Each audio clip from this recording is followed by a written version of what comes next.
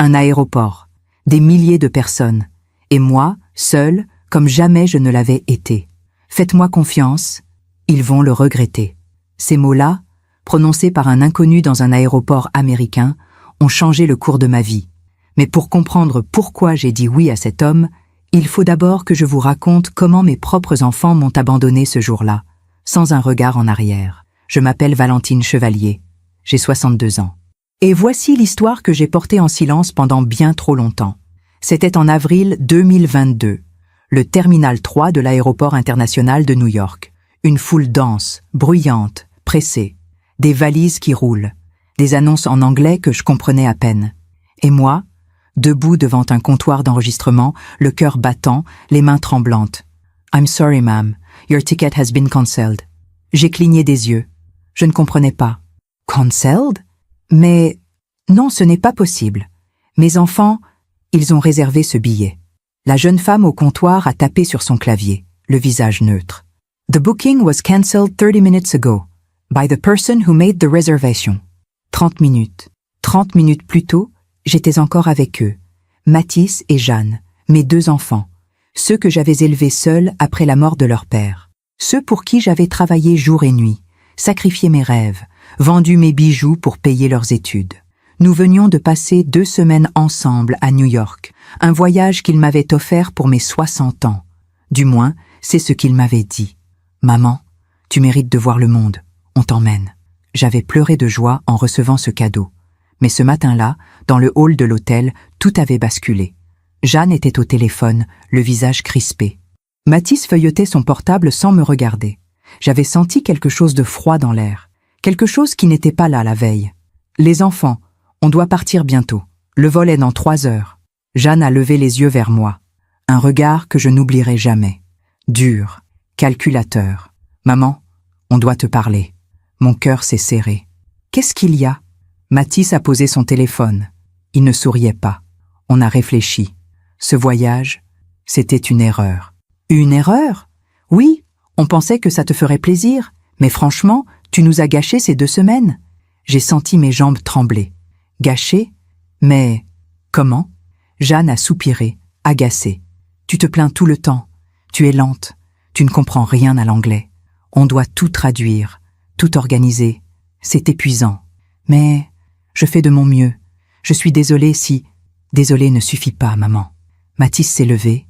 Il a enfilé sa veste. On a décidé qu'on ne rentre pas avec toi. On reste encore quelques jours. Sans toi. Le sol s'est dérobé sous mes pieds. Mais, et mon billet ? On l'a annulé. Annulé ? Oui, tu te débrouilles. On t'a payé l'hôtel jusqu'à ce soir. Après, c'est ton problème. J'ai ouvert la bouche, mais aucun son n'est sorti. Jeanne a saisi sa valise. Et ne nous appelle pas, on a besoin de souffler, loin de toi. Ils sont partis. Comme ça, sans un au revoir, sans un regard. Je suis restée assise dans ce hall d'hôtel pendant 1 heure, peut-être 2. Le temps n'existait plus. Puis j'ai compris. Ils avaient pris mon téléphone, mon portefeuille, mes papiers, tout. Ils m'avaient laissé sans rien, sans argent, sans carte bancaire, sans passeport. Juste une vieille femme de 60 ans, seule, dans un pays étranger, incapable de parler la langue. C'est comme ça que je me suis retrouvée à l'aéroport. J'avais supplié la réception de l'hôtel de m'appeler un taxi. Je leur avais dit que mes enfants reviendraient me chercher, que c'était un malentendu. Mais au fond de moi, je savais. Ils ne reviendraient pas. Devant le comptoir d'enregistrement, j'ai senti mes larmes couler. Je ne les retenais plus. S'il vous plaît, il doit y avoir une solution. Je n'ai rien. Pas d'argent. Pas de papier. La jeune femme a baissé les yeux. « I'm sorry. I can't help you. » J'ai reculé. Les gens me bousculaient. Personne ne me voyait. Je me suis assise par terre, le dos contre un mur. J'ai posé ma tête sur mes genoux. Et j'ai pleuré. Pleuré comme je n'avais jamais pleuré. Puis, une voix. Grave. Douce. En français. « Madame, vous allez bien ?» J'ai levé la tête. Un homme se tenait devant moi. La soixantaine. Cheveux gris, costume sombre, canne à pommeau d'argent, un visage marqué par le temps, mais des yeux d'une douceur infinie. Je n'arrivais pas à parler. Il s'est accroupi devant moi, lentement, avec précaution. « Vous êtes française. Je vous ai entendu parler tout à l'heure. » J'ai hoché la tête. Je m'appelle William Hart et je pense que vous avez besoin d'aide. » Je lui ai tout raconté, entre deux sanglots. Mes enfants, le billet annulé, mon portefeuille volé, mon passeport disparu. Il m'a écouté sans m'interrompre, puis il a sorti son téléphone. « Écoutez-moi bien, Valentine, voilà ce qu'on va faire. » Il a composé un numéro. « Mon chauffeur arrive dans 15 minutes. Je vais vous emmener chez moi. Vous allez reprendre vos esprits. Puis on ira à l'ambassade de France demain matin pour régulariser votre situation. Mais je ne peux pas accepter. Je ne vous connais pas. » Il a souri. Un sourire triste. Moi non plus. Je ne vous connais pas. Mais je sais reconnaître quelqu'un qui souffre. Et je ne peux pas laisser une femme seule, abandonnée, dans cet aéroport. Il s'est relevé. Il m'a tendu la main. « Il y a juste une chose. »« Quoi ? » ?»« Quand mon chauffeur arrivera, si quelqu'un pose des questions, dites que vous êtes ma femme. Ça évitera les complications. » J'ai hésité. Puis j'ai vu son regard. Pas un regard de prédateur, pas un regard calculateur, un regard humain. « Faites-moi confiance. » Il s'est penché vers moi et il a ajouté, tout bas, « Ils vont le regretter. » J'ai pris sa main. Je me suis levé et je l'ai suivi. Parfois, on fait confiance à ceux qui ne la méritent pas. Et parfois, un étranger vous sauve, quand ceux que vous aimez vous abandonnent. Avez-vous déjà été déçu par quelqu'un que vous aimiez? Racontez-moi votre histoire dans les commentaires. J'aimerais vous lire. La voiture de William était noire, élégante, silencieuse, le genre de véhicule que je n'avais jamais imaginé pouvoir approcher un jour. Le chauffeur, un homme d'une 50aine d'années au visage impassible, m'a ouvert la portière sans poser de questions. William s'est installé à côté de moi. Il a posé sa canne contre la banquette. « Ça va aller, Valentine. Respirez. » Je respirais, oui, mais chaque inspiration me brûlait la poitrine. Pendant tout le trajet, j'ai regardé par la fenêtre. New York défilait. Les gratte-ciel, les ponts, les lumières. Tout ce que j'avais admiré 2 semaines plus tôt avec mes enfants me semblait maintenant étranger, hostile. William n'a rien dit. Il m'a laissé pleurer en silence. Mais dans ma tête, les souvenirs tournaient, encore et encore. Comment en étais-je arrivé là? Comment mes propres enfants avaient-ils pu me faire ça? Il y a des moments dans la vie où on se dit « Si seulement j'avais vu les signes ». Les signes, je les avais vus, mais je les avais ignorés. Parce qu'une mère ne veut jamais croire que ses enfants peuvent être cruels. Mathis est né en 1987. Jeanne, 2 ans plus tard, en 1989. Leur père, Laurent, est mort quand Mathis avait 12 ans et Jeanne 10. Un accident de voiture. Brutal. Inattendu. Du jour au lendemain, je me suis retrouvée seule avec 2 enfants à élever, une maison à payer et un salaire de secrétaire qui ne suffisait pas. J'ai tout fait. J'ai travaillé le jour. J'ai fait des ménages le soir.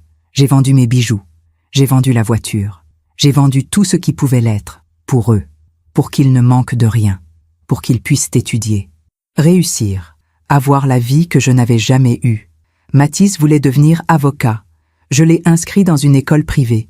J'ai payé ses livres, ses costumes, ses stages. Jeanne rêvait de faire du commerce international. Je lui ai offert un semestre d'études à Londres, puis un autre à Madrid. Je me privais de tout. Je portais les mêmes vêtements pendant des années. Je mangeais des pâtes et du riz pour que mes enfants puissent manger de la viande. Et ils ont réussi. Mathis est devenu avocat.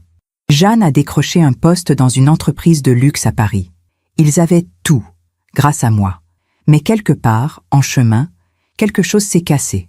Je ne sais pas quand exactement. Peut-être progressivement, peut-être d'un coup.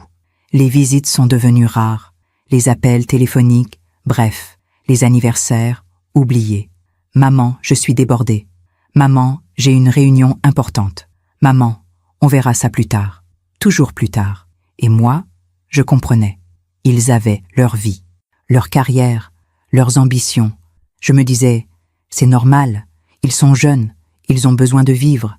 Mais au fond, je savais qu'ils s'éloignaient, qu'ils ne me voyaient plus comme leur mère, mais comme un poids, une obligation, un souvenir gênant de leur passé. Puis, il y a 3 ans, en 2021, j'ai vendu la maison familiale, la maison où ils avaient grandi, où leur père était mort, où j'avais passé 30 ans de ma vie. Je l'ai vendue parce que je ne pouvais plus l'entretenir, parce que les factures s'accumulaient, parce que mes économies fondaient. J'ai déménagé dans un petit appartement à Rouen. 2 pièces, modeste, mais propre. Quand je l'ai annoncé à Mathis et Jeanne, ils ont à peine réagi. « Ah bon? Tant mieux si tu te simplifies la vie, maman. » Pas un mot sur les souvenirs, pas une question sur ce que je ressentais. Rien. Et puis, 1 an plus tard, en janvier 2022, j'ai reçu un coup de fil de Jeanne. « Maman, on veut t'offrir un voyage. » Mon cœur a bondi. « Un voyage? Oui, pour tes 60 ans. Tu les as eus en décembre, mais on n'a pas pu venir. Alors on veut se rattraper. » J'ai pleuré au téléphone. « Mais chérie, c'est trop. Vous n'avez pas à faire ça. »« Mais si, tu le mérites. On t'emmène à New York. 2 semaines. Tous les 3. Comme une vraie famille. Une vraie famille. » Ces mots m'ont réchauffé le cœur comme rien ne l'avait fait depuis des années. Je me souviens du jour du départ, le 28 mars 2022. Aéroport Charles de Gaulle, terminal 2E. Mathis et Jeanne m'attendaient devant le comptoir d'enregistrement. Ils souriaient. Ils m'ont embrassée. « Prête pour l'aventure, maman ?» J'étais prête. J'étais tellement prête. Les premiers jours ont été magiques. Nous avons visité Times Square, Central Park, le Metropolitan Museum, la Statue de la Liberté. Mathis prenait des photos. Jeanne choisissait les restaurants. Ils riaient. Ils me tenaient le bras. Je me disais, voilà, mes enfants sont revenus, tout va bien. Mais dès le 5e jour, j'ai senti le changement. Mathis a commencé à soupirer quand je marchais trop lentement. Jeanne levait les yeux au ciel quand je ne comprenais pas l'anglais. « Maman, concentre-toi, c'est pas compliqué. »« Maman, dépêche-toi, on a un planning. »« Maman, franchement, tu pourrais faire un effort. » Chaque reproche était une petite blessure. Mais je souriais, je m'excusais, je me dépêchais. Je ne voulais pas gâcher ce moment. Le 10e jour, nous étions dans un café à Brooklyn. Jeanne était au téléphone avec son mari. Mathis répondait à des mails. J'ai commandé un thé. J'ai sorti de mon sac un petit foulard de soie. Un foulard bleu ciel que ma mère m'avait offert avant de mourir. Je le portais toujours avec moi. Il sentait encore son parfum. Ou du moins, c'est ce que j'aimais croire. Je l'ai posé sur la table. Je l'ai lissé doucement. Mathis a levé les yeux. « C'est quoi ce vieux truc ? » « C'est le foulard de grand-mère. Tu te souviens ?» Il a haussé les épaules. « Non. Et franchement, maman, tu devrais arrêter de traîner des souvenirs partout. Ça fait... négligé. Négligé. » J'ai replié le foulard. Je l'ai remis dans mon sac. Je n'ai rien dit. Le 11e jour, Jeanne m'a demandé de l'argent. « Maman, tu peux me prêter 100 €? J'ai oublié ma carte à l'hôtel. »« Bien sûr, ma chérie. » Je lui ai donné l'argent. Elle ne me l'a jamais rendu. Le 12e jour, Mathis m'a demandé 300 €. « Pour un cadeau à ma femme. Je te rembourse dès qu'on rentre. » Je le lui ai donné. Il ne m'a jamais remboursé. Le 13e jour, nous avons dîné dans un restaurant chic à Manhattan. Mathis et Jeanne ont commandé du champagne, du homard, des desserts à 50 $. Quand l'addition est arrivée, Mathis a regardé Jeanne. Jeanne a regardé Mathis. Puis ils m'ont regardé. « Maman, tu peux régler ? On n'a pas assez sur nous. » J'ai sorti ma carte bancaire. J'ai payé 400 €. Ils ont dit merci. À peine. Et puis, il y a eu ce dernier matin, le 14 avril 2022. Le matin où tout s'est effondré. Dans la voiture de William, j'ai fermé les yeux. Les souvenirs me faisaient mal, comme des éclats de verre sous la peau. J'avais tout donné. Et il m'avait jeté. William a posé sa main sur la mienne. Doucement. « On arrive, Valentine. Vous allez pouvoir vous reposer. » Je l'ai regardé. Cet inconnu qui me montrait plus de gentillesse en 1 heure que mes propres enfants en 2 semaines. « Pourquoi vous faites ça ?» Il a souri. Un sourire triste. Parce que j'ai été abandonnée aussi. Et personne ne devrait vivre ça. Pendant que je raconte tout cela, je me demande d'où vous m'écoutez. Écrivez le nom de votre ville en commentaire. J'aimerais savoir où mes mots voyagent. La maison de William se trouvait à Westchester, à 1 heure de Manhattan. Une demeure immense, blanche, entourée d'arbres centenaires. Une allée de gravier menait jusqu'au perron. Des colonnes grecques encadraient la porte d'entrée. J'ai regardé par la vitre de la voiture, bouche bée. « Vous vivez ici ?» William a souri doucement. « Oui, depuis 35 ans. Ma femme adorait cette maison. Ma femme. » Au passé. Le chauffeur a ouvert la portière. William est descendu lentement, en s'appuyant sur sa canne. Je l'ai suivi, mes jambes encore tremblantes. Une femme d'une 60aine d'années nous attendait sur le perron. Cheveux gris tirés en chignon, tablier blanc, visage doux. « Monsieur Hart, vous êtes de retour. »« Oui, Margaret. Et j'ai une invitée. Voici Madame Valentine Chevalier. Elle vient de France. Elle restera quelques jours avec nous. Margaret m'a regardé sans surprise, comme si recevoir une inconnue abandonnée dans un aéroport était une chose normale. Bienvenue, madame. Je vais vous préparer une chambre. William m'a fait entrer. Le hall était immense. Un escalier de marbre montait vers l'étage. Des tableaux anciens décoraient les murs. Un lustre en cristal pendait du plafond. Je me sentais minuscule, déplacée.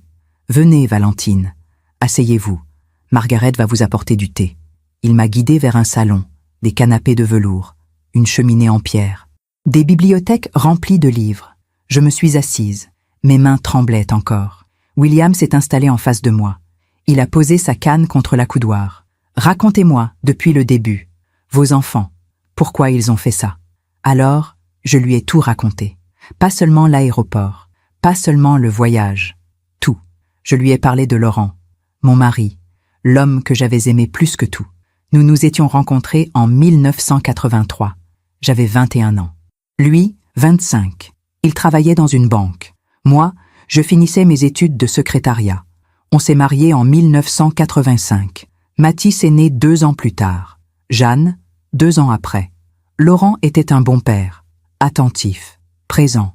Il rentrait tous les soirs. Il jouait avec les enfants. Il m'aidait à la maison. Nous n'étions pas riches, mais nous étions heureux. Puis, en 1999, un soir de novembre, Laurent est parti chercher du pain. Il n'est jamais revenu. Un camion, une route glissante, un virage mal négocié. Il est mort sur le coup. J'avais 37 ans, 2 enfants, un crédit immobilier et un salaire de secrétaire qui couvrait à peine les charges. Les premiers mois, j'ai survécu grâce à l'assurance vie de Laurent. Mais l'argent a fondu vite. Alors j'ai pris un 2e emploi, puis un 3e. Le jour, je travaillais dans un cabinet d'avocats. Le soir, je faisais des ménages dans des bureaux. Le week-end, je gardais des enfants. Je dormais 4 heures par nuit. Mais je tenais.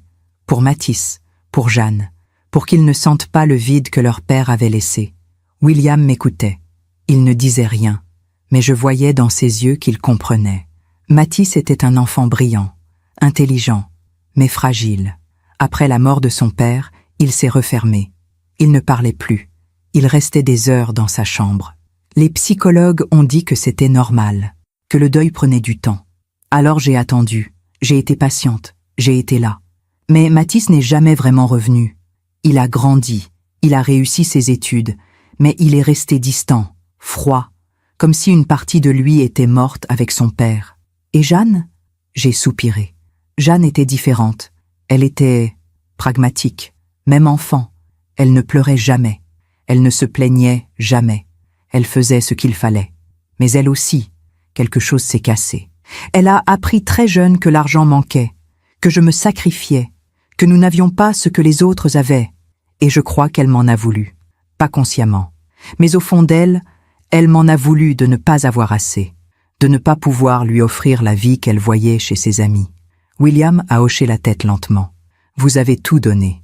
Et eux, ils ont tout pris. Oui. Margaret est entrée avec un plateau, du thé, des biscuits. Elle a posé le tout sur la table basse. Merci, Margaret. Elle est repartie en silence. J'ai pris une tasse. Mes mains tremblaient d'un moins maintenant. Il y a eu des signes, pendant des années, mais je ne voulais pas les voir. Quels signes? Quand Mathis a eu 18 ans, en 2005, il a demandé de l'argent pour acheter une voiture. Je lui ai dit que je n'en avais pas, que je devais payer ses études. Il m'a regardé avec mépris. « Oh, tu n'as jamais d'argent, maman. C'est pathétique. » C'était la première fois qu'il me parlait comme ça. J'ai pleuré toute la nuit. Mais le lendemain, j'ai trouvé un 4e emploi. Et je lui ai acheté sa voiture. Quand Jeanne a eu 20 ans, en 2009, elle voulait partir étudier à Londres. Ça coûtait 10 000 €. Je n'avais pas 10 000 €. Alors j'ai vendu mes bijoux, ceux que Laurent m'avait offerts, mon alliance, mes boucles d'oreilles, tout. Jeanne est partie à Londres. Elle ne m'a jamais remerciée. Quand je lui ai dit que j'avais vendu mes bijoux, elle a haussé les épaules. « C'est ton choix, maman. Moi, je ne t'ai rien demandé. » Et il y a 2 ans, en 2022, juste avant le voyage à New York, Mathis m'a téléphoné. « Maman, j'ai une proposition à te faire. » Mon cœur a bondi. Je pensais qu'il voulait me voir, passer du temps avec moi. Mais non. Tu devrais vendre ton appartement. Investir l'argent. Pour nous, Jeanne et moi.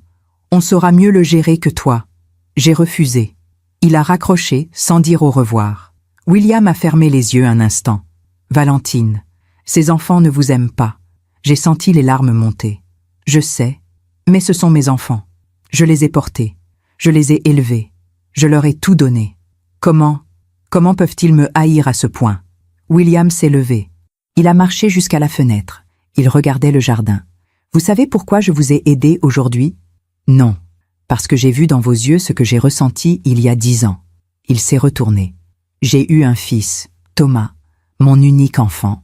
Je lui ai tout donné, une éducation, un empire, mon nom. Et quand ma femme est tombée malade, en 2012, il n'est jamais venu la voir. Pas une fois. Elle est morte seule. Avec moi, mais sans lui. Où est-il maintenant? Je ne sais pas. Je l'ai déshérité, il y a 8 ans, en 2016. Il ne m'a plus jamais contacté. J'ai compris. Cet homme me comprenait. Vraiment. Valentine, vos enfants ne changeront pas. Ils vous ont abandonné parce qu'ils pensent que vous n'avez plus rien à leur offrir. Mais un jour, ils reviendront. Pas par amour, mais par intérêt. Et ce jour-là, vous devrez choisir. J'ai bu mon thé. Il était tiède maintenant. Je ne veux plus jamais les revoir. C'est ce que vous pensez aujourd'hui. Mais demain, dans un mois, je n'ai pas répondu. Margaret est revenue. Monsieur Hart, la chambre de madame est prête. Merci, Margaret. Il s'est tourné vers moi. Allez vous reposer, Valentine. Demain, nous irons à l'ambassade. Vous récupérerez vos papiers et vous déciderez de ce que vous voulez faire. Merci, William. De rien. Je suis montée à l'étage. Margaret m'a montré une chambre immense, un lit à baldaquin, une salle de bain en marbre, des fenêtres qui donnaient sur le jardin. Je me suis assise sur le lit. J'ai sorti mon foulard bleu. Je l'ai serré contre moi. Maman, qu'est-ce que je dois faire? Et pour la première fois depuis des années, j'ai eu l'impression qu'elle me répondait. Vis, Valentine. Vis pour toi. Je me suis réveillée le lendemain matin dans un lit que je ne reconnaissais pas. Pendant quelques secondes, j'ai paniqué. Puis tout m'est revenu. L'aéroport, mes enfants, William. J'ai regardé par la fenêtre. Le soleil se levait sur le jardin. Des oiseaux chantaient. Tout était calme, paisible, comme si ma vie ne venait pas de s'effondrer. On a frappé à la porte. Madame Chevalier, c'est Margaret. Je vous apporte le petit déjeuner. Entrez. Elle est entrée avec un plateau, du café, des croissants, des fruits frais, du jus d'orange. Monsieur Hart vous attend dans son bureau quand vous serez prête. Prenez votre temps. Merci, Margaret. J'ai mangé lentement. Chaque bouchée avait un goût étrange, comme si mon corps ne savait plus comment fonctionner normalement. J'ai pris une douche. Margaret avait déposé des vêtements propres sur une chaise. Une robe simple, élégante, à ma taille. Comment elle a su? Puis je me suis souvenu. William avait dit « Feignez d'être ma femme ». Peut-être que ces vêtements appartenaient à sa femme. L'idée m'a troublée, mais je n'avais pas le choix. Je me suis habillée. Le bureau de William se trouvait au rez-de-chaussée. Une pièce immense, des boiseries sombres, un bureau en acajou, des diplômes encadrés sur les murs. Il était assis derrière son bureau, en train de lire un document. Il a levé les yeux quand je suis entrée. « Valentine, vous avez bien dormi? »« Oui, merci. Asseyez-vous. » Je me suis assise en face de lui. « Nous irons à l'ambassade cet après-midi. J'ai déjà appelé. Ils vous attendent. Vous pourrez demander un passeport temporaire. Ça prendra quelques jours. »« Quelques jours? » ?»« Oui. En attendant, vous restez ici. Mais je ne peux pas abuser de votre gentillesse. » Il a souri. « Vous n'abusez de rien. J'ai une maison de 15 chambres. Vous en occupez une. Ce n'est pas un problème. » Il a posé son stylo. « Valentine, je dois vous dire quelque chose. Mon cœur s'est serré. »« Quoi? Hier, quand je vous ai vu à l'aéroport, j'ai reconnu quelque chose en vous. Quelque chose que je connais bien. »« Quoi? » ?»« La solitude. » Il s'est levé. Il a marché jusqu'à la fenêtre. « Je vis seule dans cette maison depuis 10 ans, depuis que ma femme est morte. Elle s'appelait Elisabeth. Nous nous sommes mariés en 1983. Nous avons eu un fils, Thomas, en 1985. Elisabeth était tout pour moi. Belle, intelligente, généreuse. Nous avons construit cette vie ensemble, cette maison, cette fortune. Qu'est-ce qui s'est passé? Il a fermé les yeux. En 2012, Elisabeth a été diagnostiquée d'un cancer du pancréas. Stade 4. Les médecins lui ont donné 6 mois. J'ai tout essayé, les meilleurs hôpitaux, les meilleurs traitements. Rien n'a fonctionné. Elle est morte 6 mois plus tard, le 15 octobre 2012. J'ai appelé Thomas. Il vivait en Californie. Je lui ai dit « Ton père a besoin de toi. Viens. » Il n'est jamais venu. J'ai senti mon cœur se briser pour lui. Pourquoi? Parce que Thomas ne m'a jamais aimé. Il aimait mon argent, mais pas moi. Quand Elisabeth était vivante, il faisait semblant. Il venait aux fêtes de famille. Il souriait. Il disait « Je t'aime, papa ». Mais c'était du théâtre, et quand elle est morte, il a arrêté de faire semblant. En 2015, Thomas m'a appelé. Il m'a dit qu'il avait une opportunité d'investissement, qu'il avait besoin d'1 million de dollars. Je lui ai demandé « Pourquoi faire ?» Il m'a répondu « Ça ne te regarde pas. Tu es mon père. Tu me dois ça. » Je lui ai dit non. Il a hurlé au téléphone. Il m'a traité de vieille avare. Il m'a dit que je ne méritais pas d'avoir un fils. Puis il a raccroché. En 2016, j'ai appris qu'il avait dilapidé tout l'argent que sa mère lui avait laissé. 3 millions de dollars. Parti en 2 ans. Jeux, drogue, mauvais investissement. Il est revenu me voir. Il m'a supplié. Il pleurait. « Papa, je suis ruiné. Aide-moi. Je te promets. Je vais changer. » J'ai voulu croire. J'ai voulu croire qu'il disait la vérité. Alors je lui ai donné 500 000 dollars. Et, 6 mois plus tard, il était de nouveau ruiné. Il est revenu, encore, avec les mêmes promesses. Et là, j'ai compris. Mon fils ne changerait jamais. Alors, je l'ai déshérité. Complètement. Je lui ai dit, « Tu n'auras plus rien de moi, plus jamais. » Il est parti. Je ne l'ai plus jamais revu. William s'est retourné. Ses yeux étaient humides. Vous savez ce qui fait le plus mal, Valentine? Non, ce n'est pas qu'il ne m'aime pas, c'est qu'il ne m'a jamais aimé, même enfant. Même quand je lui lisais des histoires, même quand je l'emmenais au parc, il attendait juste que je meure pour hériter. J'ai senti les larmes couler sur mes joues. C'est exactement ce que je ressens. Je sais, il est revenu s'asseoir. Valentine, hier, quand je vous ai dit que vos enfants reviendraient un jour, je ne plaisantais pas. Ils reviendront, parce qu'ils penseront que vous avez quelque chose à leur donner. Et quand ils reviendront, vous devrez être forte. Mais je n'ai rien, plus rien, ils m'ont tout pris. Il a souri, un sourire étrange. Justement, comment ça justement? Vous n'avez plus rien, donc vous êtes libre. Je ne comprenais pas. Libre de quoi? Libre de recommencer, libre de vivre pour vous, libre de ne plus être la mère qui se sacrifie. Mais comment? Je n'ai pas d'argent, pas de maison, pas de travail.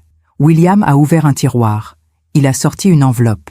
Voilà ce que je vous propose. Il a posé l'enveloppe devant moi. Qu'est-ce que c'est? Ouvrez. J'ai ouvert l'enveloppe. À l'intérieur, il y avait un chèque de 50 000 dollars. William, je ne peux pas accepter ça. Pourquoi? Parce que je ne vous connais pas.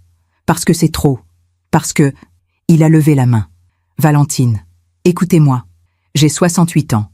J'ai plus d'argent que je ne pourrai jamais dépenser. Je n'ai pas d'héritier. Cet argent ne sert à rien dans un coffre. Mais pour vous, il pourrait tout changer. Je ne comprends pas. Pourquoi vous faites ça? Parce que hier, à l'aéroport, vous m'avez rappelé Elisabeth. Ma femme était comme vous.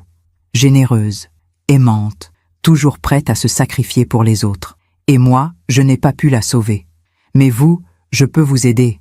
J'ai regardé le chèque. 50 000 dollars. Une somme que je n'avais jamais vue de ma vie. Une somme qui pourrait me permettre de recommencer. Je ne sais pas quoi dire. Ne dites rien. Prenez le temps de réfléchir. On a frappé à la porte. Margaret est entrée. Monsieur Hart, le docteur Monroe est au téléphone.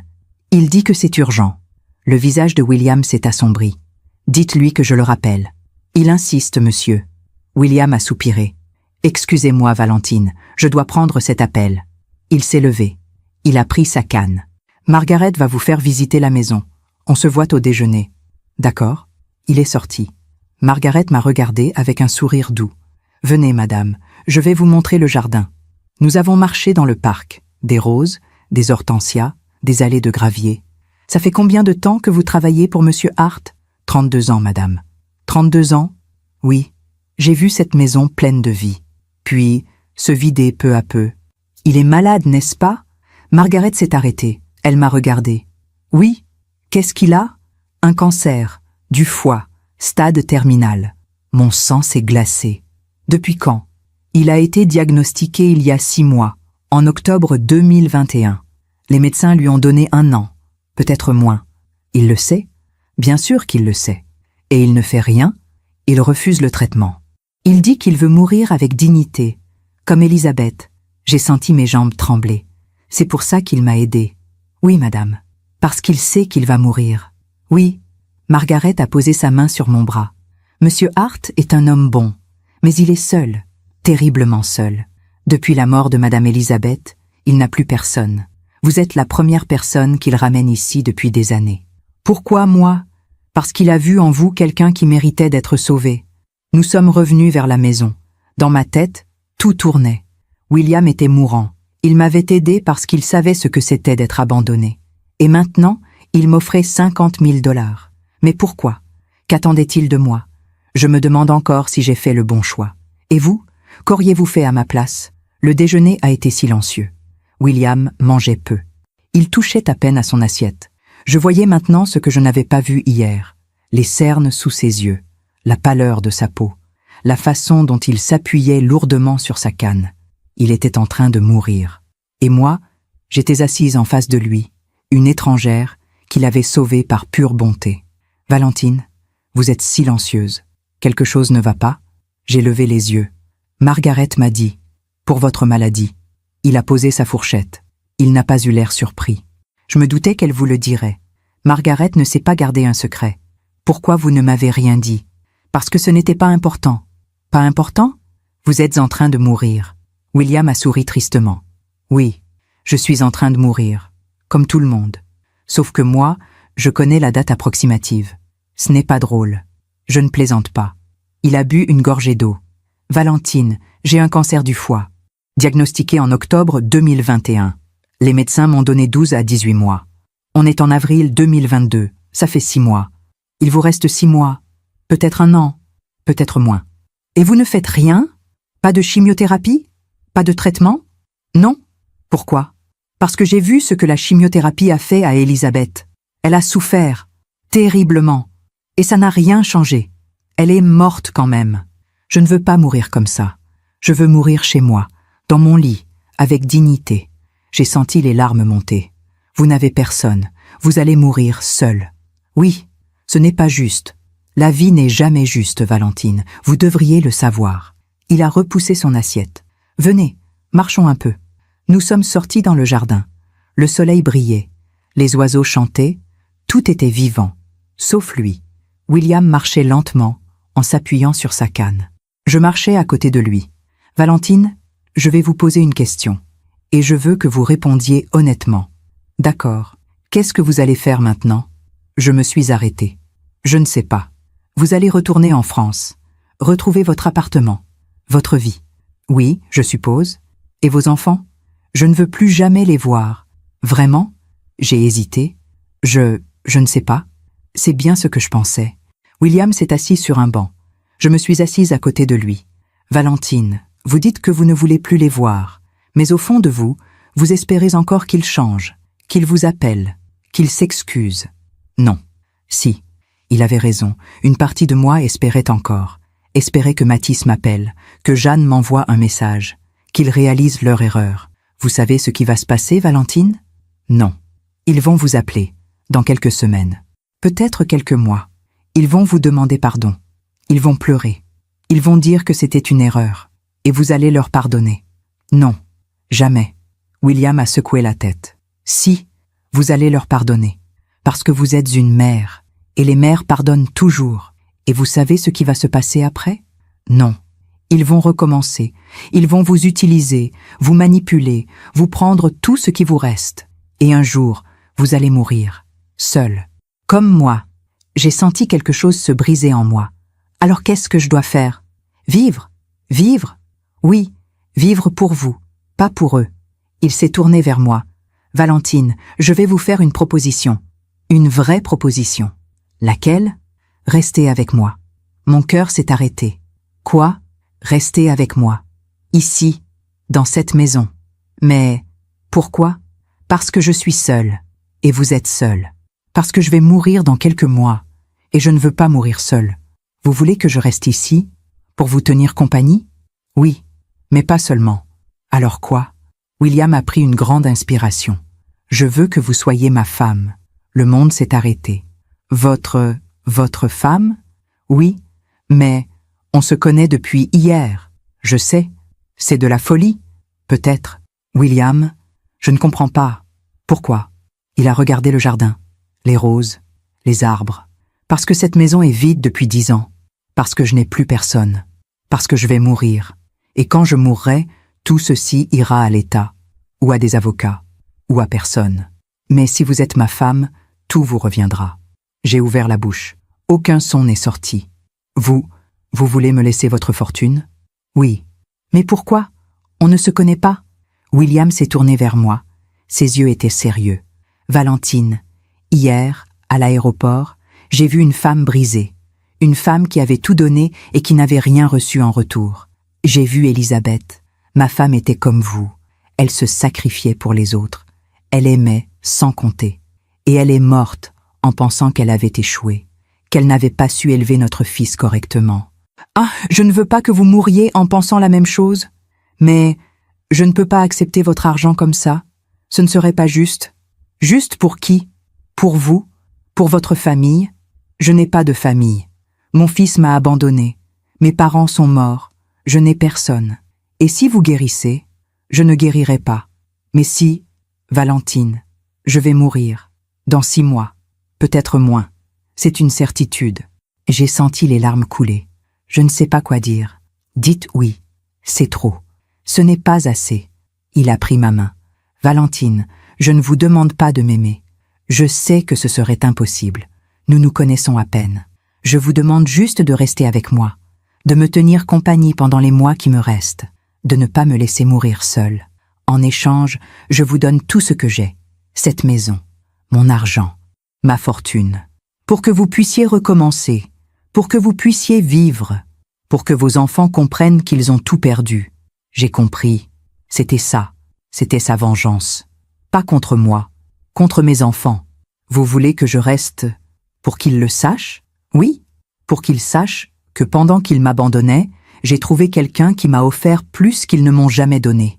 Exactement. Mais ce n'est pas une vraie raison de se marier. William a souri. Pourquoi pas? Les gens se marient pour moins que ça, pour l'argent, pour le statut, pour l'immigration.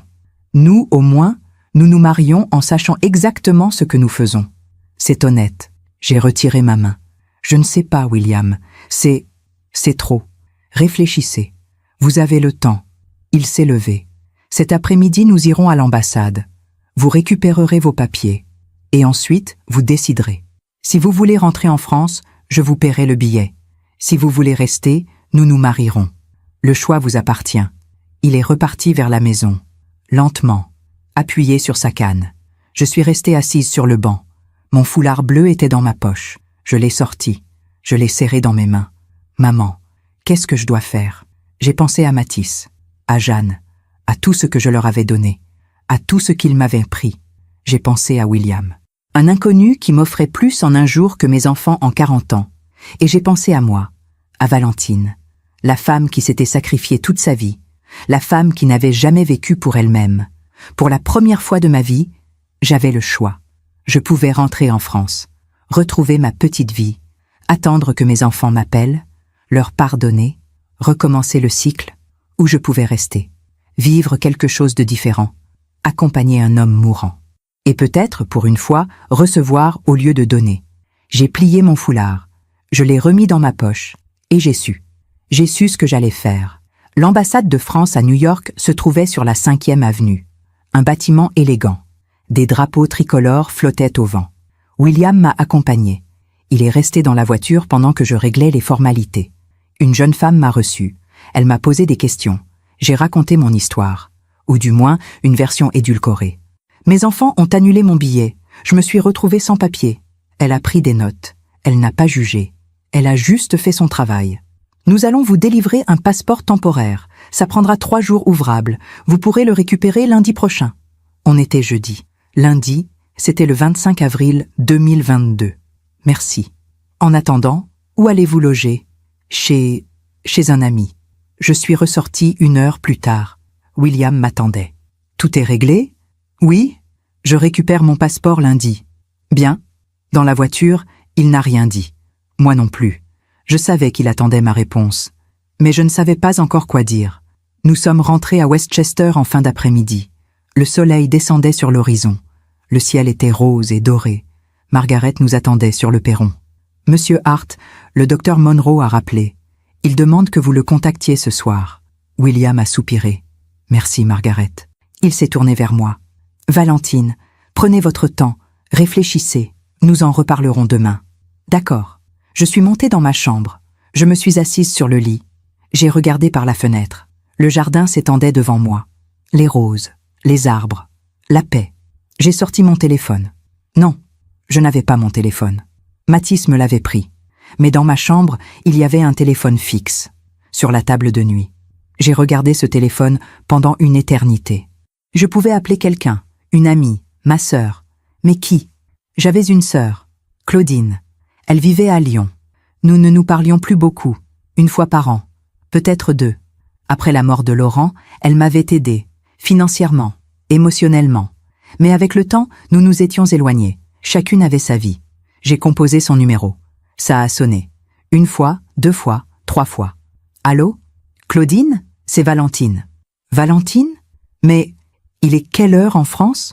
Ah non, attends, tu es en Amérique, c'est ça? Mathis m'a dit que vous partiez en voyage. Mon cœur s'est serré. Mathis t'a dit ça? Oui, il y a 2 semaines. Il m'a appelé. Il m'a dit qu'il t'emmenait à New York pour ton anniversaire.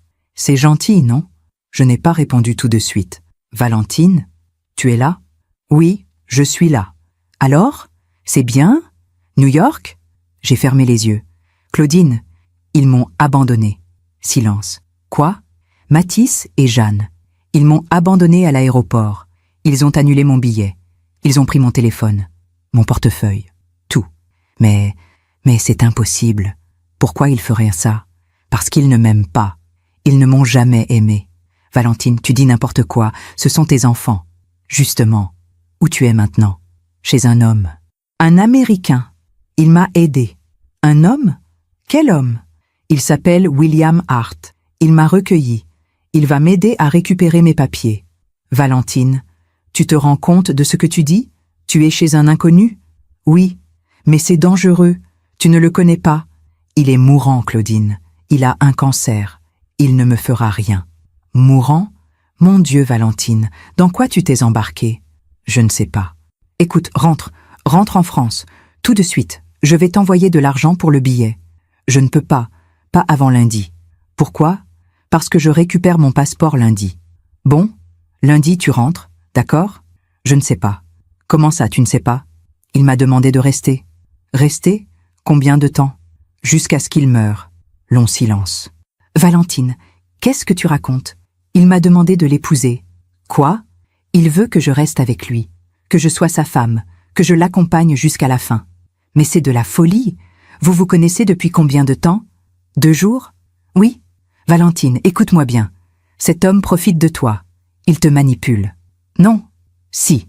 Il sait que tu es vulnérable. Il sait que tu es seule. Il en profite. Non, Claudine. C'est moi qui profiterai de lui. Qu'est-ce que tu veux dire? Il m'a dit que si je restais, il me laisserait tout. Sa maison, sa fortune, tout. Silence. Puis, la voix de Claudine, froide. Combien? Quoi? Combien d'argent il a? J'ai senti quelque chose se briser. Je ne sais pas. Valentine, tu ne peux pas faire ça.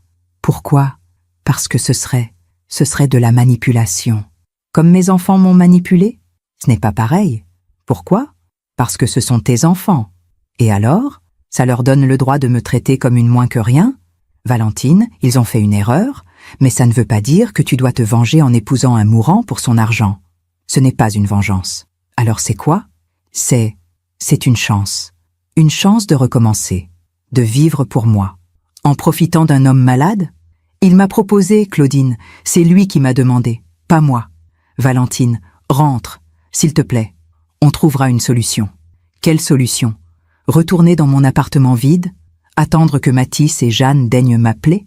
Oui, parce que c'est ta vie, ta vraie vie. Ma vraie vie, c'est 40 ans de sacrifice pour rien. Ce n'est pas pour rien.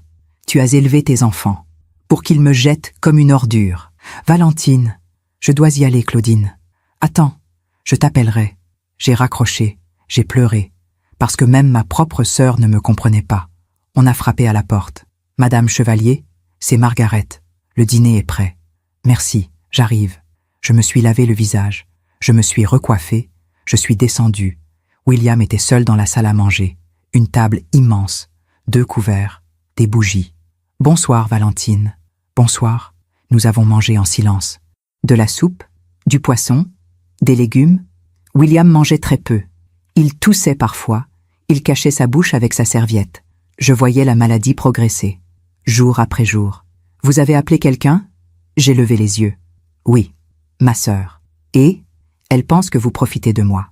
William a souri tristement. C'est compréhensible. Vu de l'extérieur, ça doit sembler étrange. Oui. Vous savez, Valentine, je ne vous en voudrais pas si vous refusiez. Vraiment? Vraiment. C'est une demande inhabituelle, irrationnelle même. Alors pourquoi vous la faites? Il a posé sa fourchette. Parce que je vais mourir, et que je veux donner un sens à ma mort. En me donnant votre argent? En donnant mon argent à quelqu'un qui le mérite. Vous ne me connaissez pas. Comment vous savez que je le mérite? Parce que je vous ai vu à l'aéroport. J'ai vu votre douleur, votre dignité. J'ai vu une femme qui avait tout donné et qui n'avait rien reçu. Et j'ai décidé que vous méritez mieux. J'ai senti les larmes monter. William, si j'accepte, si je reste, je vais vous accompagner, jusqu'à la fin. Je sais, ça veut dire que je vais vous voir mourir. Oui, je ne sais pas si je suis capable de ça. Personne ne sait s'il est capable avant de l'avoir fait. Et après, quand vous serez mort, vous vivrez, vous ferez ce que vous voulez, vous voyagerez, vous aiderez des gens, vous serez libre. Et mes enfants? Quoi, vos enfants? Quand ils sauront... William a souri, un sourire froid. Quand ils sauront que leur mère qu'ils ont abandonnée a épousé un multimillionnaire, vous croyez qu'ils feront quoi? Ils voudront revenir. Exactement. Et vous direz non. Comment je vais faire ça? En vous souvenant de ce qu'ils vous ont fait, en vous souvenant qu'ils ne vous aiment pas, en vous souvenant que vous méritez mieux. Il s'est levé. Il a marché jusqu'à moi. Il m'a tendu la main. Valentine Chevalier, voulez-vous m'épouser? J'ai regardé sa main. J'ai regardé son visage. J'ai regardé cet homme qui m'offrait une vie nouvelle. Et j'ai pensé à Mathis, à son regard méprisant, à Jeanne, à sa voix froide, à toutes ces années de sacrifice pour rien. J'ai pris sa main. Oui, oui, oui, William, je vais vous épouser. Il a fermé les yeux. Il a serré ma main. Merci. Mais à une condition. Laquelle? Je vais vraiment prendre soin de vous. Pas par obligation, pas pour l'argent. Parce que vous m'avez sauvé quand personne d'autre ne l'a fait. Parce que vous méritez de ne pas mourir seul. William a ouvert les yeux. Ils étaient humides. Valentine, vous êtes une femme extraordinaire. Nous nous sommes mariés 6 jours plus tard, le lundi 1er, mai 2022. Une cérémonie civile, discrète, à la mairie de Westchester. Margaret était notre témoin. Et le chauffeur, Robert. Pas de robe blanche, pas de fleurs, pas de musique. Juste 2 personnes seules qui décidaient de ne plus l'être. Quand le juge a dit « Vous êtes maintenant mari et femme », William a pris ma main. Et j'ai senti quelque chose changer. Pas de l'amour, pas encore, mais quelque chose. De la reconnaissance, du respect, de la tendresse. Ce soir-là, dans cette immense maison, j'ai compris que ma vie venait de basculer. Pour la première fois depuis 40 ans, je n'étais plus seule. J'avais quelqu'un, même si ce quelqu'un allait mourir. Les premiers mois de notre mariage ont été étranges, mais paisibles. William et moi avions chacun notre chambre, notre espace, notre intimité. Le matin, nous prenions le petit déjeuner ensemble dans le jardin d'hiver. Margaret nous servait du café, des fruits frais, des croissants. William lisait le journal. Je lisais des livres de la bibliothèque. Nous parlions peu. Mais nous étions là, l'un pour l'autre. En juin 2022, la santé de William a commencé à se dégrader. Il toussait plus souvent. Il mangeait de moins en moins. Il dormait beaucoup. Le docteur Monroe venait 2 fois par semaine. Il vérifiait les constantes. Il prescrivait des médicaments contre la douleur. Monsieur Hart, vous devriez envisager l'hospitalisation. Non, je reste chez moi. Mais j'ai dit non. C'est moi qui me suis occupée de lui. Margaret m'a appris à préparer ses médicaments, à surveiller sa température, à l'aider quand il avait mal. Je passais des heures à son chevet. Je lui lisais des livres. Je lui parlais de la France, de Rouen, de ma jeunesse. Il m'écoutait, les yeux fermés, un sourire aux lèvres. « Continuez, Valentine. Votre voix m'apaise. » Un soir de juillet, il m'a appelé dans son bureau. « Valentine, asseyez-vous. » Je me suis assise. « Il faut qu'on parle de choses pratiques. » « Quelle chose ?» Il a ouvert un tiroir. Il a sorti une liasse de documents. Mon testament, mes comptes bancaires, mes propriétés. « William, écoutez-moi. » Il a posé les papiers devant moi. « Tout est à votre nom maintenant. La maison, les investissements, les actions. Quand je mourrai, vous hériterez de 87 millions de dollars. » Le monde s'est arrêté. 87 millions? Oui, mais c'est immense. Oui. William, je ne peux pas. Pourquoi? Parce que ce n'est pas normal. On s'est mariés il y a 2 mois. Et alors c'est trop. Il a souri. Valentine, cet argent ne sert à rien dans un coffre. Mais pour vous, il changera tout. Vous pourrez voyager, vous installer où vous voulez, aider qui vous voulez. Vous serez libre. Et mes enfants, quand ils sauront? Justement, William a sorti son téléphone. Donnez-moi leur numéro. Quoi? Les numéros de Mathis et Jeanne. Pourquoi? Parce que je vais les appeler. Non. Si. William, ne faites pas ça. Pourquoi? Vous avez peur? Oui. De quoi? De ce qu'ils vont dire, de ce qu'ils vont penser. Valentine, vous ne leur devez rien. Ce sont mes enfants. Ce sont des étrangers qui vous ont abandonné. J'ai baissé les yeux. Je ne veux pas leur parler. Vous n'aurez pas à le faire. C'est moi qui vais les appeler. Pour leur dire quoi? William a souri, un sourire froid, pour leur dire que leur mère s'est remariée, avec un multimillionnaire américain, et qu'elle ne veut plus jamais les revoir. Non, s'il vous plaît. Si. Il a tendu la main. Leur numéro, Valentine. J'ai hésité, puis j'ai sorti mon nouveau téléphone. William me l'avait offert en mai. Un iPhone dernier modèle. J'avais gardé les contacts de mes enfants, par habitude, pas par amour. J'ai montré les numéros à William. Il les a notés. Merci. William, ne soyez pas cruel. Je ne serai pas cruel. Je serai honnête. Le lendemain matin, le 23 juillet 2022, William a appelé Mathis. J'étais dans le jardin, mais j'entendais tout. La fenêtre du bureau était ouverte. Allô? La voix de Mathis, froide, méfiante. Bonjour, je m'appelle William Hart. Je suis le mari de Valentine Chevalier. Silence. Le mari? Mais de quoi vous parlez? Votre mère et moi nous sommes mariés le 1er mai. C'est une blague? Non. Qui êtes-vous? Qu'est-ce que vous voulez? Je viens de vous le dire. Je suis le mari de votre mère. Passez-moi ma mère. Non. Comment ça, non? Votre mère ne souhaite pas vous parler. Écoutez, je ne sais pas qui vous êtes, mais si vous pensez arnaquer ma mère, l'arnaquer, c'est amusant. Quoi? Vous, qui l'avez abandonné dans un aéroport. Vous, qui lui avez volé son téléphone et son argent. Vous, qui l'avez traité comme une moins que rien. Vous m'accusez de l'arnaquer. Silence. Comment vous savez ça? Votre mère m'a tout raconté. Passez-la moi. Maintenant. Non. Je vais appeler la police. Faites donc. Vous êtes qui, bordel? Je vous l'ai dit. William Hart. Peut-être que ce nom ne vous dit rien. Mais je suis propriétaire de Hart Investments. Vous pouvez vérifier. Silence. Puis, la voix de Mathis, hésitante. Hart Investments? Le fonds d'investissement? Exactement. Vous êtes ce William Hart? Oui. Mais vous valez des dizaines de millions. 87, pour être précis. Long silence. Et vous avez épousé ma mère?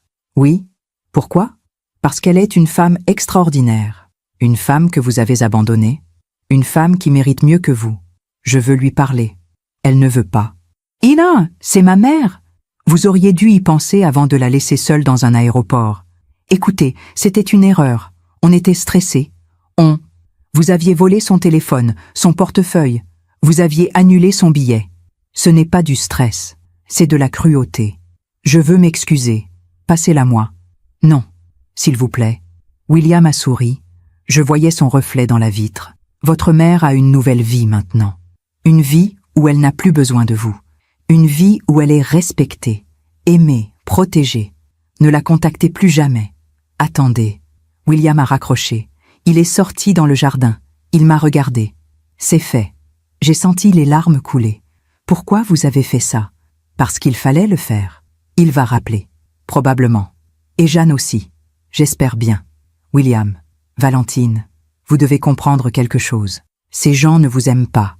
Ils ne vous aimeront jamais. Mais maintenant, ils savent que vous n'avez plus besoin d'eux. Et ça, c'est votre liberté. 2 heures plus tard, Jeanne a appelé. William a décroché. Allô? Qui êtes-vous? Où est ma mère? Bonjour Jeanne. Je m'appelle William Hart. Je suis le mari de votre mère. C'est quoi cette histoire? Mathis vient de m'appeler. Il dit que maman s'est remariée? C'est exact. Avec vous? Oui. Passez-moi ma mère, immédiatement. Elle ne souhaite pas vous parler. C'est ridicule. Passez-la moi. Non. Écoutez, je ne sais pas ce que vous manigancez, mais je ne manigance rien. Votre mère et moi sommes mariés. Légalement. Ça ne tient pas debout. Vous vous connaissez depuis quand? 2 mois? 3. 3 mois. Vous vous foutez de moi? Non. Ma mère n'épouserait jamais un inconnu. William a ri, un rire froid. Vous seriez surprise de ce que votre mère est capable de faire. Quand on ne l'abandonne pas dans un aéroport. Silence. Elle vous a raconté ça? Oui, tout. Écoutez, c'était un malentendu. Un malentendu? Oui. On était fatigués. Vous avez annulé son billet. Vous lui avez pris son téléphone, son argent, ses papiers. Vous l'avez laissé seul, sans rien. C'est ça, votre malentendu? On voulait juste souffler? Souffler? En abandonnant votre mère de 60 ans dans un pays étranger? On allait revenir. Vraiment? Oui. Alors pourquoi vous ne l'avez pas fait? Silence. On pensait qu'elle se débrouillerait. Et elle s'est débrouillée. Elle m'a trouvé. Qu'est-ce que vous lui voulez? Rien. Personne n'épouse quelqu'un sans raison. J'avais mes raisons. Lesquelles? Ça ne vous regarde pas. Si elle est ma mère, ça me regarde. Non. Vous avez perdu ce droit quand vous l'avez abandonnée. Passez-la moi. Maintenant. Ou j'appelle la police. Faites. Je vais la faire annuler, ce mariage. Bonne chance. Votre mère est majeure, lucide. Elle a signé de son plein gré. Vous l'avez manipulée. Prouvez-le. Silence. Puis, la voix de Jeanne, tremblante. Qu'est-ce que vous voulez? De l'argent? William a souri. De l'argent? Oui. Combien? Rien. Tout le monde veut de l'argent. Pas moi. J'en ai suffisamment. Alors quoi? Je veux que vous laissiez votre mère tranquille. Qu'elle puisse vivre sans vous. Qu'elle puisse enfin être heureuse. Vous êtes qui pour décider ça? Je suis son mari. Jeanne a raccroché. William est revenu vers moi. Il s'est assis à côté de moi sur le banc. Voilà. C'est fait. Ils vont revenir. Probablement. Et si je veux leur parler? Vous leur parlerez. Mais pas maintenant. Pourquoi? Parce que maintenant, ils veulent juste votre argent. Mon argent? Mais je n'en ai pas. Si, vous en avez. Le mien. J'ai compris. Vous voulez qu'ils pensent que je suis riche. Exactement. Pour qu'ils reviennent. Oui. Et alors? Alors vous leur direz non. Et ils comprendront. Comprendront quoi? Qu'on ne peut pas avoir tout et rien. Qu'on ne peut pas abandonner sa mère et vouloir son héritage. Que la vie, parfois, rend ce qu'on lui donne. J'ai regardé le jardin. Les roses. Le soleil. Mon foulard bleu était dans ma poche. Je l'ai sorti. Je l'ai lissé sur mes genoux. William l'a regardé. C'était à votre mère, n'est-ce pas? Oui. Elle aurait été fière de vous. Vous croyez? J'en suis sûre. Je me demande encore si j'ai fait le bon choix. Et vous? Qu'auriez-vous fait à ma place? William est mort le 12 novembre 2022, un samedi matin, à 6h23. Le soleil se levait à peine. Les oiseaux commençaient à chanter. Il est mort dans son lit, paisiblement, la main dans la mienne. Les derniers mois avaient été difficiles. En août, il ne pouvait plus marcher. Le docteur Monroe avait installé un lit médicalisé dans sa chambre. En septembre, il ne mangeait presque plus. Je lui donnais des bouillons, des compotes, de l'eau. En octobre, il dormait presque tout le temps. Il se réveillait quelques heures par jour. Il me regardait. Il souriait. « Valentine, vous êtes là. » « Oui, je suis là. Merci. » Pendant ces mois, j'ai appris à le connaître vraiment. Pas comme un mari, pas comme un amant, comme un ami. Un ami qui se confiait, qui racontait sa vie, ses regrets, ses joies. Un soir d'octobre, il m'a parlé d'Elisabeth. Elle était belle, tellement belle. Quand je l'ai rencontrée, en 1980, elle travaillait dans une galerie d'art à Manhattan. Je suis entrée pour acheter un tableau. Je suis repartie avec son numéro. Nous nous sommes mariés 3 ans plus tard, en 1983. Thomas est né 2 ans après. On pensait qu'on aurait d'autres enfants, mais ça n'est jamais arrivé. Elisabeth a fait 3 fausses couches, en 1988, en 1989, en 1991. Après la 3e, elle a dit « c'est fini, je ne peux plus ». Alors, on s'est concentré sur Thomas. On lui a tout donné, tout. Et il est devenu... William s'est tu. Il a fermé les yeux. Il est devenu quelqu'un qu'on ne reconnaissait plus. Elisabeth est morte en pensant que c'était sa faute, qu'elle avait raté son éducation. Je lui ai dit que non, que ce n'était pas elle. Mais elle ne m'a jamais cru. Elle est morte avec cette culpabilité. Et moi, je vis avec depuis 10 ans. J'ai pris sa main. Ce n'était pas votre faute, William, ni la sienne. Vous pensez? J'en suis sûre. Parce que moi aussi, je me suis posé la question. Où est-ce que j'ai échoué? Qu'est-ce que j'ai mal fait? Pourquoi mes enfants sont devenus comme ça? Et vous avez trouvé la réponse? Non, mais j'ai compris quelque chose. Quoi? On ne peut pas forcer quelqu'un à nous aimer, même si c'est notre enfant, même si on a tout donné. Certaines personnes ne savent pas aimer, et ce n'est pas notre faute. William a ouvert les yeux. Ils étaient humides. Merci, Valentine. De quoi? De me dire ce que j'avais besoin d'entendre depuis 10 ans. Début novembre, le docteur Monroe m'a pris à part. Madame Hart, il ne reste plus beaucoup de temps. Combien? Quelques jours, 1 semaine tout au plus. J'ai hoché la tête. Il souffre? Oui, mais la morphine aide. Je veux qu'il ne souffre pas. Je sais. Je fais tout ce que je peux. Le 10 novembre, William a appelé son avocat.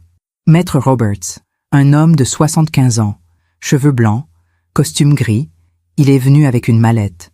Monsieur Hart, Madame Hart. Bonjour, James. William était dans son lit, pâle, amaigri, mais lucide. James, je veux vérifier que tout est en ordre. Tout est en ordre, William. Le testament? Signé, validé, enregistré. Valentine hérite de tout. Tout? Tout. La maison, les comptes, les investissements, les actions. 87 300 000 $. William m'a regardé. Valentine, vous êtes d'accord? William, c'est trop. Répondez. Vous êtes d'accord? J'ai regardé cet homme qui m'avait sauvé, qui m'avait épousé, qui m'avait donné une nouvelle vie. Oui, je suis d'accord. Maître Roberts a sorti des documents. Signez ici, madame. J'ai signé. Parfait. Tout est en règle. William a toussé. Du sang a taché son mouchoir. James, encore une chose. Oui? Mon fils. Thomas. Quoi, Thomas? S'il conteste le testament, il ne peut pas.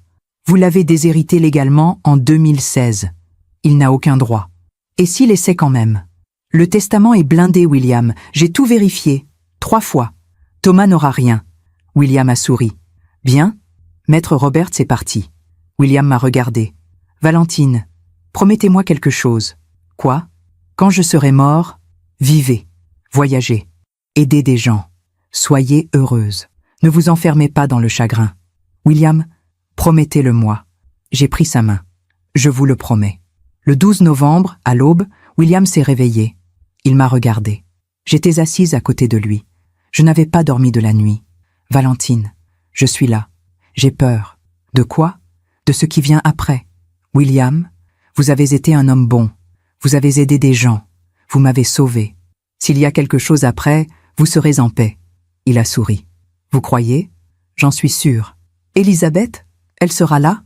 Oui, elle vous attend. Il a fermé les yeux. Merci, Valentine. Pourquoi? Pour ces 7 mois. Pour m'avoir tenu compagnie. Pour m'avoir donné de la joie. Pour ne pas m'avoir laissé mourir seule. C'était un honneur, William. Il a serré ma main, faiblement. Au revoir, Valentine. Au revoir, William. Il a expiré doucement, comme une bougie qui s'éteint. J'ai pleuré. Pas de désespoir, pas de regret, mais de gratitude. Cet homme m'avait tout donné, et je lui avais donné ce qu'il voulait. Une fin digne, accompagnée.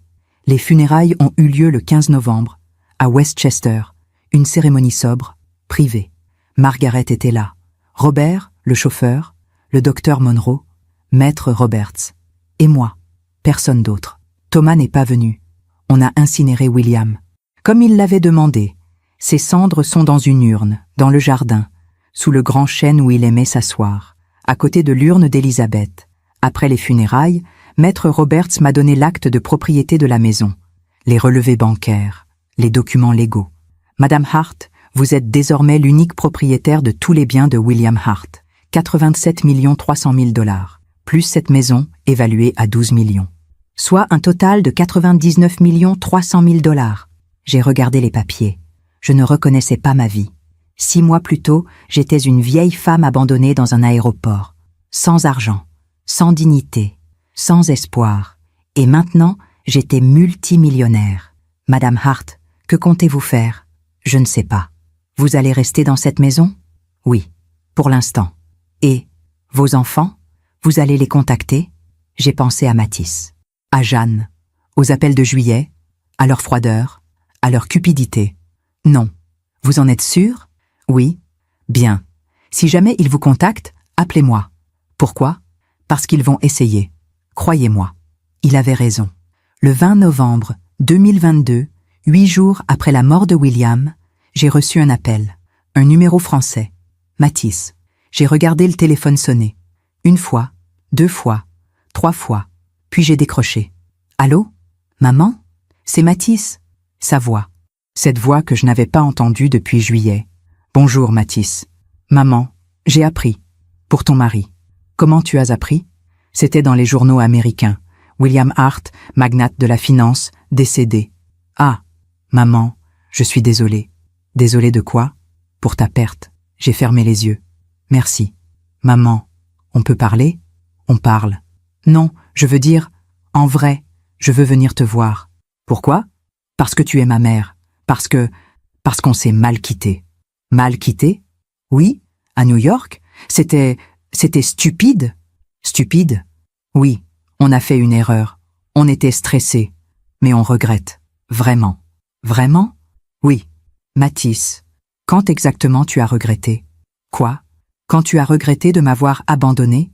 Silence. Dès le lendemain. Vraiment? Alors, pourquoi tu ne m'as pas appelé? Je ne savais pas où tu étais.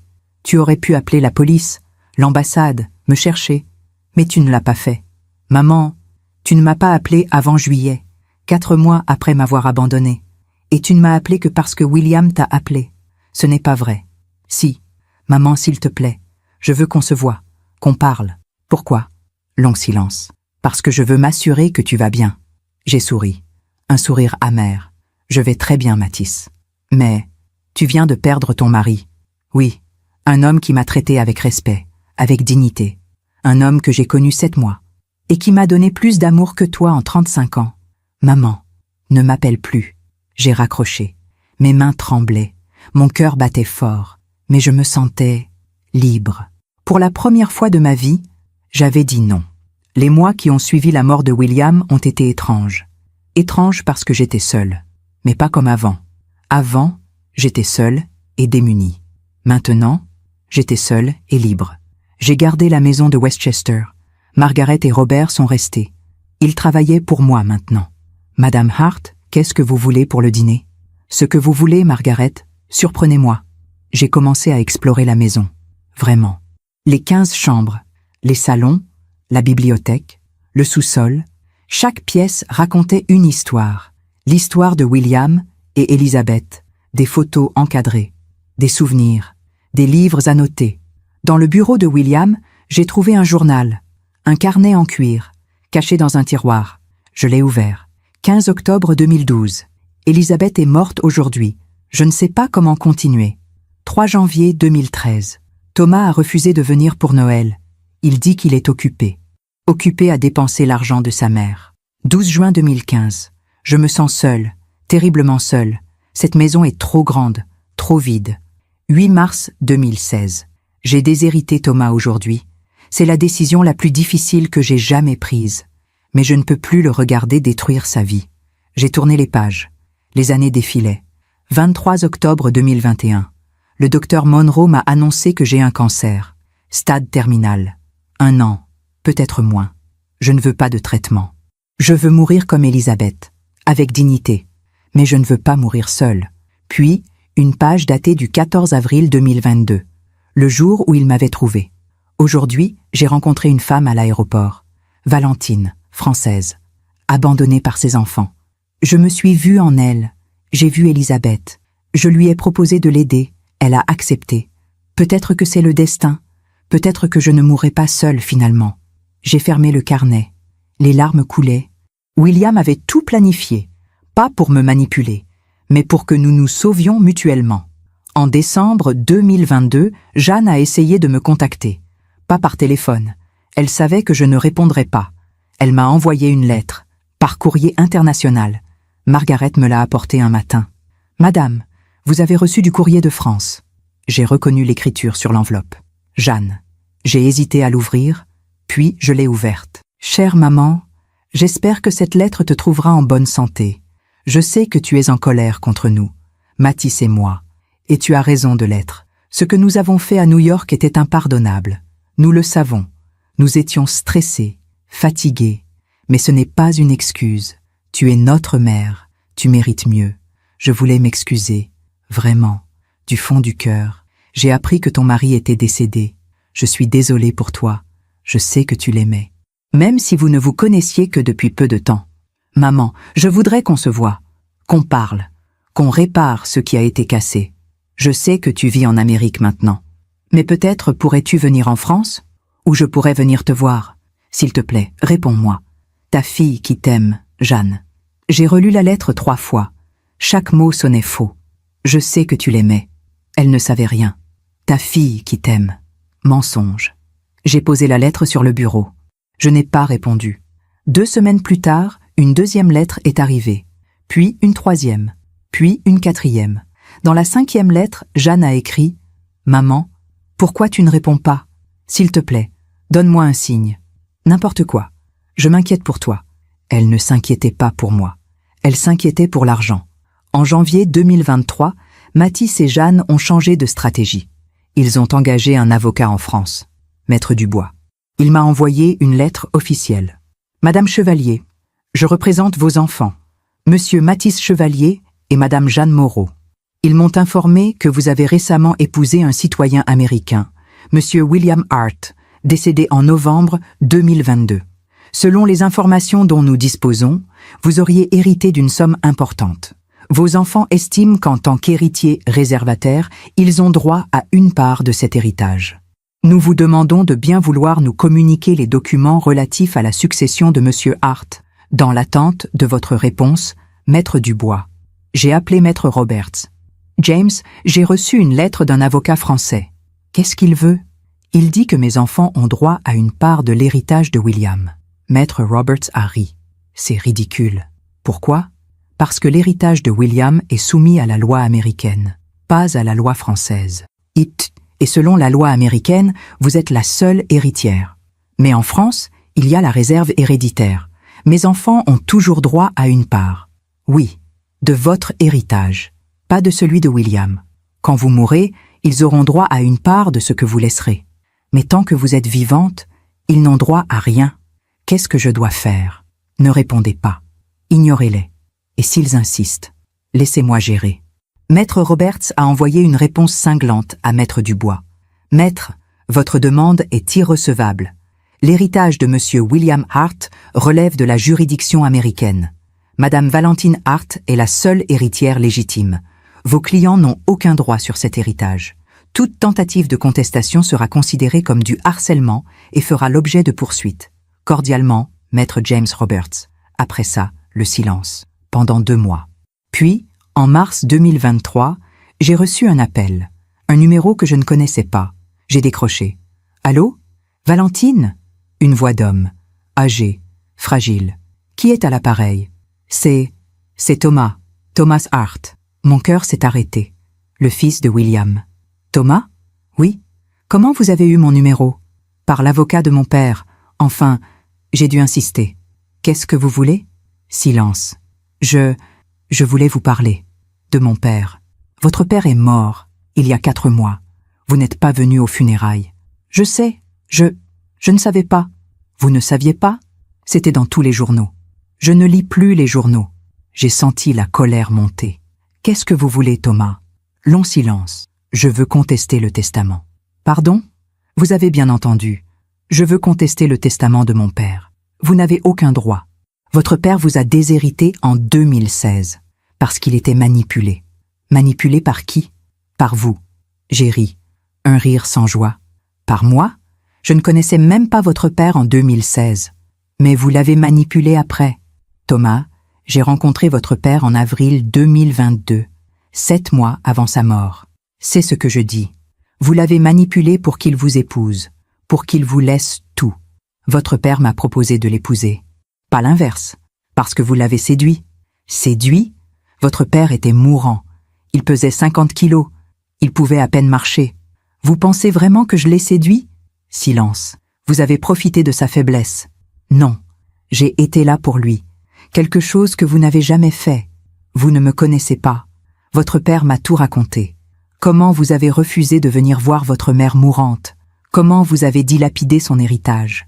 Comment vous lui avez demandé de l'argent, encore et encore? Il vous a menti? Non, il m'a dit la vérité. Je vais contester ce testament.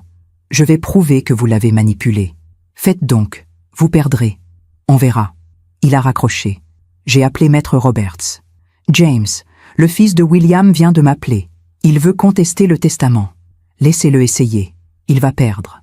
Vous en êtes sûr? Certain. J'ai des preuves, des enregistrements, des témoignages. Le testament est inattaquable. Et s'il invente des choses, s'il dit que j'ai manipulé William? Valentine, votre mari était suivi par un médecin. Le docteur Monroe peut témoigner qu'il était lucide jusqu'à la fin. Margaret et Robert peuvent témoigner que vous l'avez soigné avec dévouement. Thomas n'a aucune chance. D'accord. Respirez. Tout va bien. Mais je ne respirais pas bien. Parce que je comprenais. Mes enfants. Le fils de William. Tous voulaient la même chose. L'argent. Pas moi. Pas mon bonheur. Pas ma dignité. L'argent. En avril 2023, Thomas a déposé une plainte. Maître Roberts m'a envoyé les documents. Thomas accusait manipulation d'un homme mourant, mariage frauduleux, captation d'héritage. C'est ridicule, a dit Maître Roberts. Mais il faut répondre. Comment? Avec la vérité. Le procès a eu lieu en juin 2023. Tribunal de Westchester. J'étais là, assise à côté de Maître Roberts. En face, Thomas, un homme de 38 ans, maigre, les cheveux gras, les yeux cernés. Il ne ressemblait pas à William.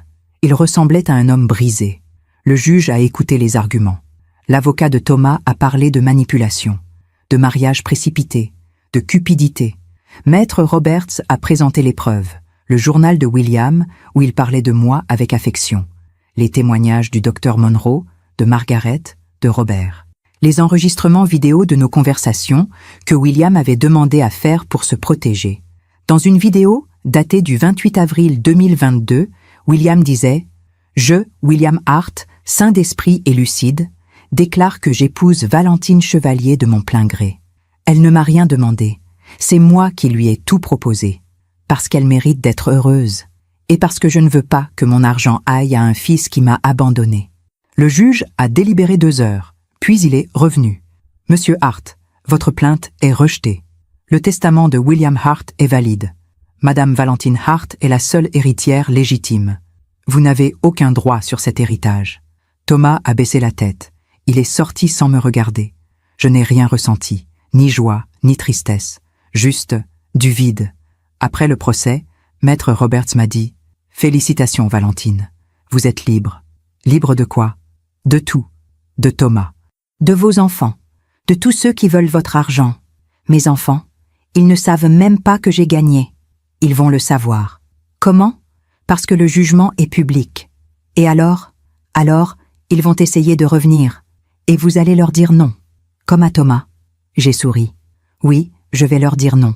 En juillet 2023, 15 mois après l'abandon à l'aéroport, Mathis et Jeanne ont appris. Par un article dans un journal français. Une Française hérite de 100 millions de dollars après avoir épousé un milliardaire américain. Ils ont appelé. Encore et encore. J'ai ignoré tous les appels. Puis, Jeanne a débarqué. À Westchester. Sans prévenir. Margaret est venue me voir. « Madame, il y a une femme à la porte. Elle dit qu'elle est votre fille. » Mon cœur s'est serré. « Faites-la entrer. » Jeanne est entrée dans le salon. Elle avait maigri, des cernes sous les yeux, les cheveux mal coiffés. « Maman ?» Je me suis levée. « Bonjour Jeanne. » Elle m'a regardée. Puis elle a regardé la maison, le lustre, les tableaux, le luxe. « Maman, c'est vrai? Tu as hérité de 100 millions? 99 300 000 $, pour être exact. » Elle a vacillé. « Et tu ne nous as rien dit? Pourquoi je vous aurais dit quoi que ce soit? Parce qu'on est tes enfants? Vraiment? Maman, s'il te plaît. »« S'il te plaît quoi, Jeanne ?» Elle a fondu en larmes. « Maman, j'ai besoin d'aide. J'ai des dettes. Mon mari m'a quittée. Je n'ai plus rien. Et tu viens me demander de l'argent. Oui, s'il te plaît. Jeanne. Oui? Tu te souviens de ce que tu m'as dit à New York? » Elle a baissé les yeux. Quoi? On a besoin de souffler, loin de toi. Maman, tu m'as abandonnée. Tu m'as volé mon téléphone, mon argent. Tu m'as laissée seule, sans rien. Je sais, et je regrette. Vraiment? Ou tu regrettes juste parce que maintenant je suis riche? Silence. Sors de ma maison, Jeanne. Maman, sors. Elle est partie, en pleurant. Et moi, je suis restée debout, forte, libre. Aujourd'hui, je suis assise dans le jardin de Westchester. Les roses sont en fleurs. Le grand chêne où reposent William et Elizabeth projette son ombre sur l'herbe. J'ai 62 ans. 2 ans se sont écoulés depuis ce matin d'avril 2022 où mes enfants m'ont abandonné dans un aéroport. 2 ans. 2 ans qui ont changé ma vie. Mathis et Jeanne ne m'ont plus jamais contacté après juillet 2023. Pas d'appel, pas de lettres, rien. Ils ont compris qu'ils avaient tout perdu. Pas mon argent. Moi. Margaret vient de m'apporter du thé. Elle s'assoit à côté de moi. « Madame, vous allez bien ?»« Oui, Margaret. Je vais bien. » Elle regarde le jardin. « Monsieur Hart serait fier de vous. »« Vous croyez ?» ?»« J'en suis certaine. J'ai créé une fondation, en mémoire de William. La fondation Hart Chevalier. Elle aide les femmes abandonnées, les mères rejetées, les personnes seules. J'ai donné 10 millions de dollars pour la créer. Chaque année, nous aidons des centaines de femmes à recommencer leur vie, à retrouver leur dignité. William avait raison. Cet argent ne servait à rien dans un coffre. Mais maintenant, il change des vies. Parfois, je pense à mes enfants. Je me demande ce qu'ils sont devenus, s'ils ont compris leur erreur, s'ils regrettent vraiment. Mais je ne cherche pas à savoir, parce que j'ai appris quelque chose. On ne peut pas forcer quelqu'un à nous aimer, même si c'est notre enfant, même si on a tout donné. Certaines personnes ne savent pas aimer, et ce n'est pas notre faute. Mon foulard bleu est posé sur mes genoux, le foulard de ma mère. Je le lisse doucement. « Maman, tu avais raison. Il fallait que je vive pour moi. J'ai voyagé. Paris, Londres, Tokyo, Rio. J'ai vu le monde que je n'avais jamais vu. Pas avec mes enfants, mais seule, libre. J'ai rencontré des gens extraordinaires, des femmes qui avaient vécu la même chose que moi, des mères abandonnées, des épouses trahies, des femmes qui avaient tout perdu et qui avaient tout reconstruit. Elles m'ont appris que la force ne vient pas de ce qu'on reçoit, mais de ce qu'on refuse de perdre. Sa dignité, son estime de soi, sa capacité à aimer la vie.